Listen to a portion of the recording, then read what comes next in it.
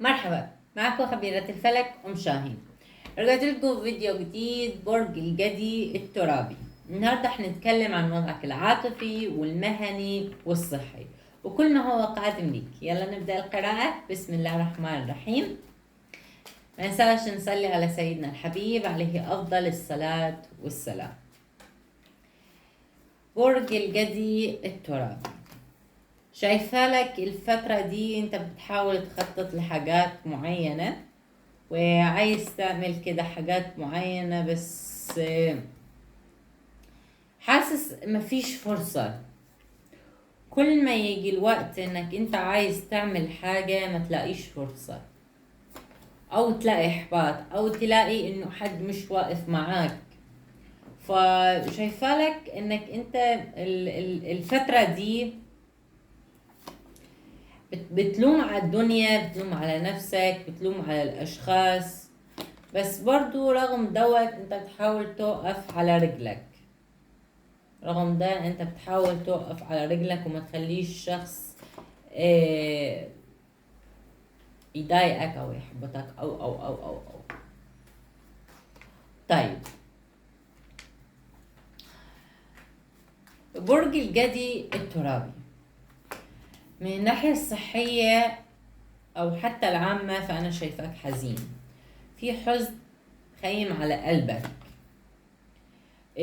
في قلق،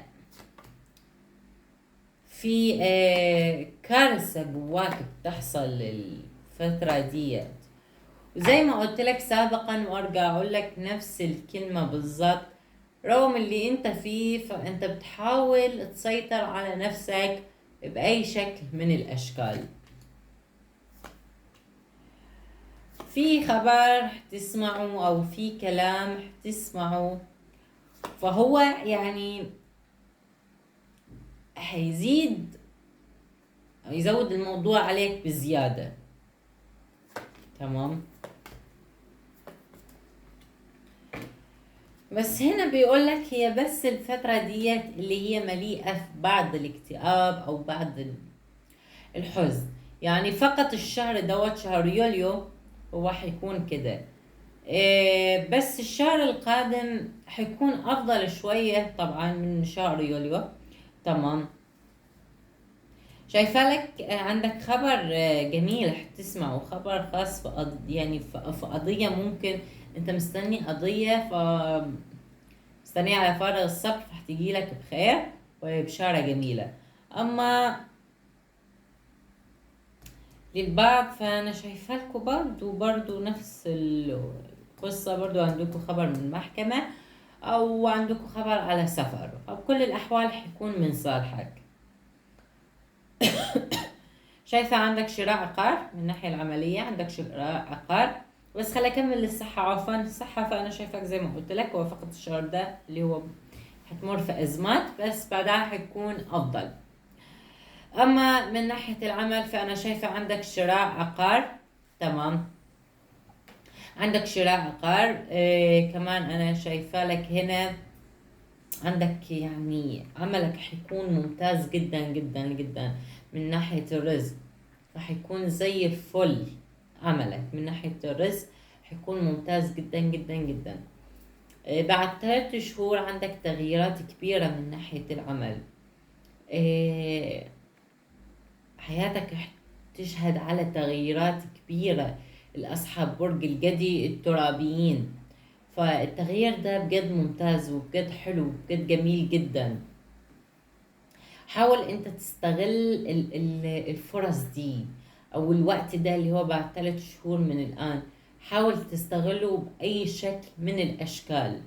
تمام، الوضع المادي حيكون رزق عندك كبير جدا، وحتلاقي اشخاص يساعدوك على فكرة.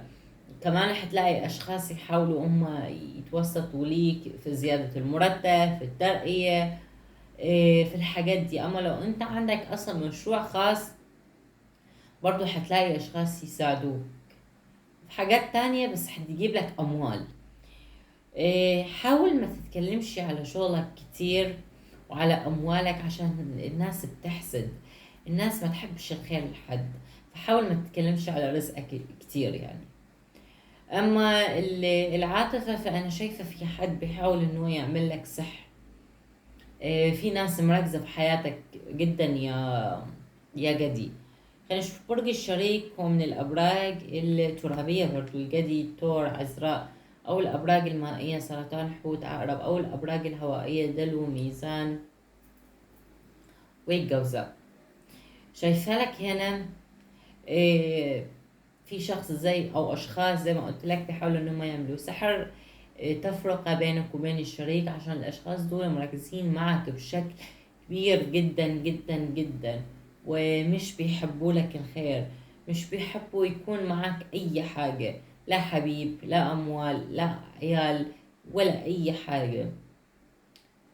داري على شمعتك، ما تتكلمش على حياتك، ما تخليش حد يدخل بيتك. الفترة دي حتكتشف ناس لابسة قناع كتير، وحاول بقى انت تعمل ايه. زي ما قلت لك، ما تاخدش حد في بيتك، ما تتكلمش على حياتك. تكلم كلام عادي، بس على حياتك لا، ما تتكلمش خالص خالص يعني. كمان شايفة لك هنا حاول تسيطر على مشاعرك من ناحية الشريك. هو بيحبك تمام، هو عايزك، فانت عصبي الفترة دي جدا عليه. حاول بقى شوية تقلل الضغط النفسي اللي عندك دوت والعصبية ديت. يعني ما ينفعش انت تستمر في الوضع ده، عشان مش هتكون حياة يا جدي. حاول شوية شوية تقلل تمام من العصبية اللي عندك اتجاه الشريك. طيب، اما من ناحية العزاب، العزاب شايفة لكم هنا في علاقة دخلتوها وحتدخلوها. هي كانت علاقة على طريق الانترنت، بس العلاقة دي ما كانتش كويسة خالص، ما كانتش حلوة. إيه، شايفاك انت تعبت من العلاقة دي تمام، ومش عارف يعني هي كانت علاقة او ما كانش اصلا. انه ساعات بيتكلم معك وايام طويلة ما يتكلمش معك، والشخص ده متجوز واصلا عنده عيال، عنده ممكن طفل او اتنين تمام. بس انت ما كنتش عارف، او ممكن عارف وعامل نفسك مش عارف. المهم، شايفاك انت اتجرحت في العلاقة دي، وبتعاني، بتحاول انك تقوم نفسك منها تاني. حاول ما تدخلش بعلاقات من النوع ده خالص، عشان اغلبهم مهما لفوا لفة فيرجعوا للاساس تمام. فحاول ما تدخلش بالعلاقات دي خالص مع حد متجوز، مع حد عنده اولاد تمام. زي ما هو عمل مع مراته الأولى فحيتعمل فيك تاني. هي دي معاملة تمام، مش مزاجك ولا مزاجي، عشان اللي بيخون مرة يخون أكتر من مرة. وما تصدقش لما يقولك إنه أنا مش بحبها أو إنه أنا مش بحبه، كله كلام فاضي. فحاول إنك تبعد عن العلاقة دي، عشان العلاقة دي هتاخد منك حاجات كتير لسه هتكشفها في المستقبل لو انت بقيت في علاقة زي دي. ما تدخلش وما تعمقش في العلاقة دي أزيد من كده. خلاص، حاول تنهي بقى كل حاجة تمام. كل حاجة حاول تنهيها. بالنهاية أتمنى لكم كل حاجة حلوة، كل حاجة جميلة. ما تنسوش الاشتراك بالقناة وتفعيل زر الجرس ليصلكم كل جديد. ما تنسوش اللايك والشير والكومنتات الجميلة. اللي حابب يحجز قراءة خاصة مدفوع ثمنها يقدر يتواصل معنا عبر حساباتنا الخاصة. جميع الرابط مع رابط التحويل موجودة بصندوق الوصف. تابعوني على قناتي الثانية خيرة أم شاهين، قناة تانية فقط خاصة في الخيرة. وبحبكم جدا جدا، أشوفكم فيديو تاني على خير. مع السلامة حبايب قلبي.